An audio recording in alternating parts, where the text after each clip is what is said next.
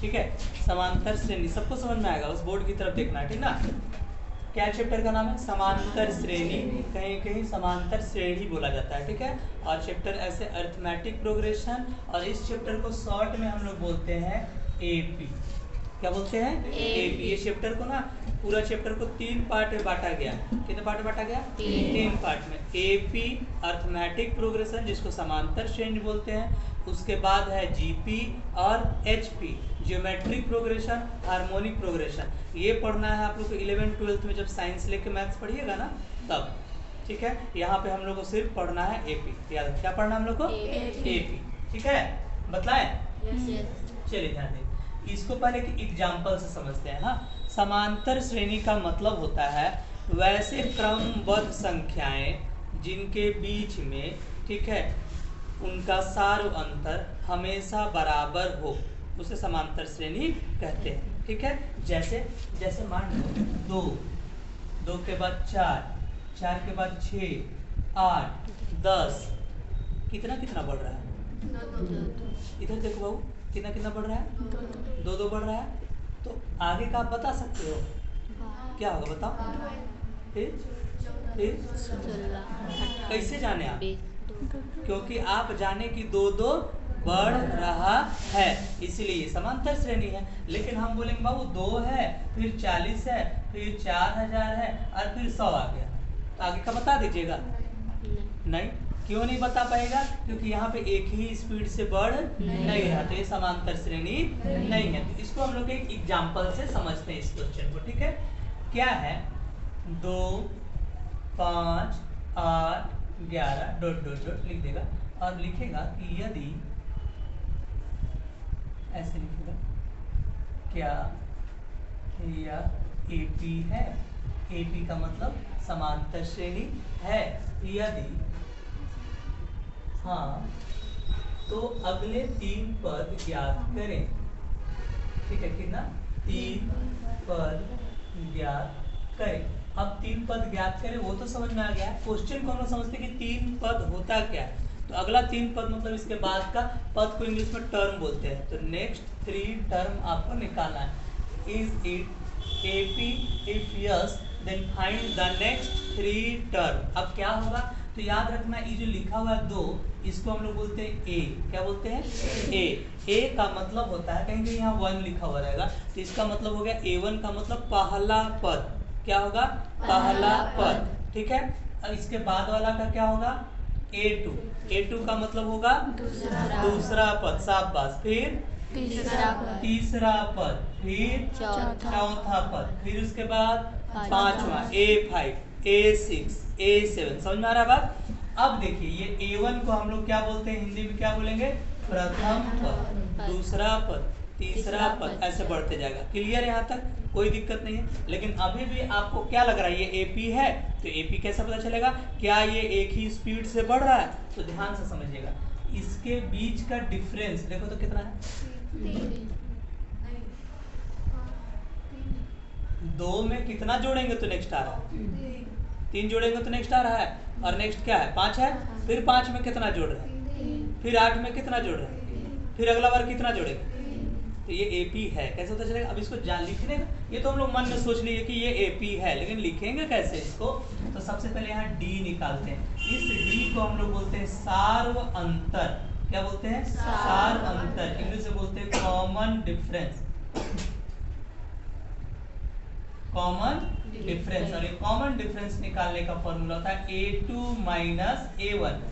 A2 minus, just आगे वाले से पीछे वाले को माइनस कर देंगे, आगे वाले से पीछे वाले को माइनस कर देंगे। आगे कौन है? 5 से पीछे वाले को माइनस करो, कितना है? 3। लेकिन अभी भी हम चेक थोड़ी किए, हम तो केवल इसका जस्ट समझना बात को। 2 6 100, फिर मान लो आ जाएगा 150। तो क्या ये एपी है? तो देखो यहाँ पे 2 से 6 कितना बढ़ रहा है? लेकिन फिर अगला बार 4 बढ़ रहा है, तो ये एपी नहीं है। तो क्या यहाँ पे भी तो हमको चेक करना होगा ना? हम केवल इसका निकाल के नहीं, अभी नहीं कहीं लिखा है कि ये एपी है, हमको जांच करना है क्या यह एपी है, ठीक है। ये आपको जांच करना है। तो कैसे करेंगे? फिर से डी निकालेंगे, डिफरेंस। जैसे इसमें से इसको माइनस किए तो इसमें से भी इसको माइनस करेंगे। ये क्या है A3 और फिर आगे वाले से पीछे वाले को माइनस करो तो A3 से पीछे वाला कौन होगा A2 को माइनस करो। A3 बताइए और A2 बताइए, बता दीजिए कितना होगा। कोई दिक्कत है यहाँ तक? फिर से D निकालिए, जितना बार दिया हुआ सब में चेक करते हैं, अगर सब सेम आएगा तब हम बताएंगे आगे।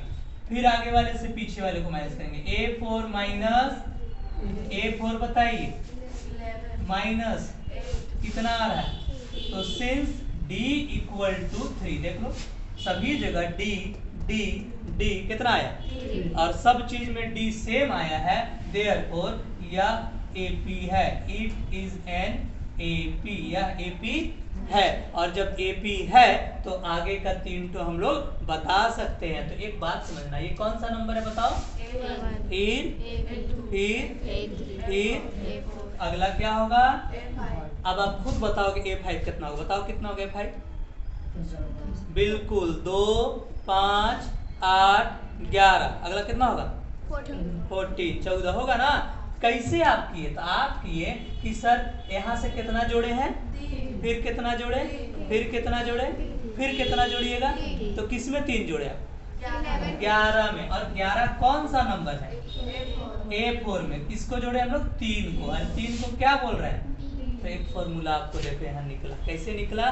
तो जो नंबर निकालना है A5 निकालना है उसका पहले वाला में किसको जोड़ दीजिएगा? D को, है ना वो मतलब। तो A4 बताइए तो जरा कितना है, और इसमें कितना आप जोड़ दीजिएगा, कितना हो जाएगा? अच्छा ठीक है, A5 मिल गया, 3 ठो निकालना है। अच्छा A6 बताओ कितना होगा? एकदम सही, कितना होगा? 17 या 17। तो 17 कैसे पता चला? तो फिर से कितना जोड़ेंगे? 3। किसमें जोड़ेंगे? 14 में। और ये 14 कौन सा नंबर है? A5। तो फिर से एक फॉर्मूला मिला कि जो निकालना है उसका पहले वाला में किसको जोड़ेंगे? तो फॉर्मूला मिल रहा है ना कि हमको जब नया निकालना है तो पहले वाला में किसको जोड़ दीजिएगा? D को, यानी कि डिफरेंस को। A5 कितना है? 14, फिर D 3, फिर कितना हुआ? लास्ट बताइए A7 कितना हो जाएगा? 20। फिर क्या किया? फॉर्मूला बतलाओ यहाँ पे क्या होगा? A6 प्लस D, शाबाश। तो A6 बतलाइए 17, D बतलाइए 3, कितना हो जाएगा? अब समझ में आया? पहले चेक करेंगे कि क्या ये AP है, और अगर AP है तो आगे का 3 निकाल लेंगे। हो गया? चलिए लिखिए, बतलाएं। तो स्टार्टिंग चैप्टर का क्वेश्चन नंबर 2 है, दी हुई AP के प्रथम 4 पद लिखिए। ये जो दिया हुआ AP है इसका कितना पद लिखना है? 4। A1 A2 A3 A4 कितना पद हो गया? 4 पद हो गया। इसमें से एक चीज सिंपल है कि A दे दिया है। A का मतलब होता है A1। A1 कितना है? 10। और D कितना है? 10। D का मतलब अभी बताए, डिफरेंस। डिफरेंस को हिंदी बोलते हैं सार्व अंतर, कॉमन डिफरेंस ना, सार्व अंतर। मतलब हर बार 10 10 10 क्या होगा? बढ़ते जाएगा। अब एक एग्जांपल देके हम बतलाए थे ना, तो जैसे A1 है 10, A1 है 10, अगला बार कितना बढ़ेगा?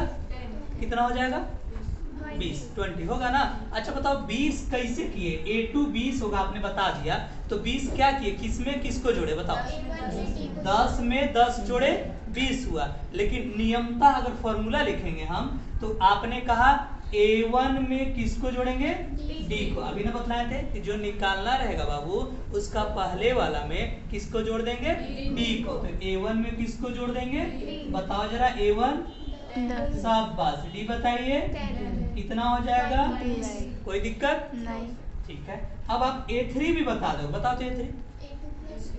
A2 प्लस D कैसे समझ में आया? तो कितना इजीली आप लोग समझ गए कि सर तीसरा नंबर निकालना है तो दूसरा वाले में किसको जोड़ देंगे? D को। बताइए दूसरा वाला कितना आया? 20। और D बताइए 10, कितना हो जाएगा? 30। अच्छा देखो कितना इजीली है, 10 20 30, आगे बताओ। तो 40 कैसे होगा? कौन सा नंबर है? A4। तो 4 कैसे निकलेगा? शाबाश। A3 प्लस A3 30 प्लस 10 कितना हो जाएगा? 40 हो जाएगा ना। अच्छा, इसी क्वेश्चन में हम लोग देखो दूसरा नंबर भी साथ में बनाते हुए चलते हैं, तो पूरा क्लियर हो जाएगा। a इक्वल टू -2 दिया हुआ और d दे दिया है 0। ये तो और आसान क्वेश्चन है। एक बात समझना, d का मतलब तो हर बार 10 जोड़ रहे हैं, इस बार तो हर बार क्या जोड़ेंगे? तो कुछ अंतर होगा, सेम ही चीज ना आएगा। तो ये तो बनाने का भी जरूरत नहीं है, लेकिन अगर बनाना होगा तो कैसे बनाएंगे? a1 कितना है? -2 कौन सा निकालेंगे? a2। फॉर्मूला बतलाओ। a2 बराबर A1 शाबाश, a1 प्लस D। a1 बताइए और d बताइए, 0। क्या हो जाएगा? -2 गुड। तो इसी तरह a3 और a4 निकाल लीजिएगा आप लोग, पक्का? ठीक है। अब इसका एक और बतला दे क्या? 3 नंबर आसान है, देखो 3 नंबर हम फिर हिंट कर रहे हैं, उसको ही बनेगा। हाँ, 3 नंबर लिखा हुआ है a इक्वल टू 4 और d इक्वल टू -3। तो a1 पता है, बताओ तो। शाबाश, a2 निकालेंगे, क्या होगा फॉर्मूला? A1 एकदम सही, a1 प्लस D। a1 बताइए 4 प्लस d बताइए -3 क्या ये ऐसे ही छोड़ देंगे? नहीं। यहाँ क्या डाल देंगे? ब्रैकेट। क्यों डाल रहे समझ में आ रहा है? एक साथ नहीं रहेगा ना। 4 प्लस माइनस क्या हो जाएगा? 1 फिर क्या निकालेंगे? a3 बताओ क्या होगा फॉर्मूला? Plus d। शाबाश, a2 बता दो, 1 गुड। d बता दो, -3 क्या ऐसे ही रहेगा? नहीं, गुड। प्लस माइनस क्या हो जाएगा बताइए तो? 2। सही है, 2 -2। जो बड़ा रहता है ना उसका साइन देते हैं। इसी तरह a4 निकलेगा, निकलेगा या नहीं? निकलेगा। चलो ये सब सारा बना लीजिएगा, कल चेक करेंगे, ठीक है? चलिए।